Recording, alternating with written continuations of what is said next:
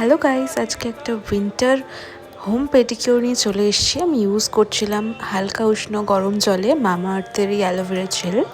And জলটা খুব গরম ছিল, তাই একটু ঠান্ডা জলও মিশিয়ে নিচ্ছিলাম।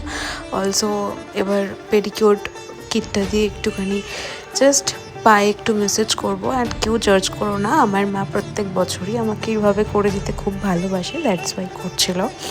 অ্যান্ড খুবই ভালো এই অ্যালোভেরা জেলটা, খুবই স্মুথ অ্যান্ড খুবই হাইড্রেটিং। পাটা প্রচণ্ড নরম হয়ে গেছিলো অ্যান্ড অলসো একটু আফটার দ্যাট ম্যাসেজও করছিল। অ্যান্ড এই যে ফ্যানাটা দেখছো, একটা শ্যাম্পু এর মধ্যে দেওয়া হয়েছিল।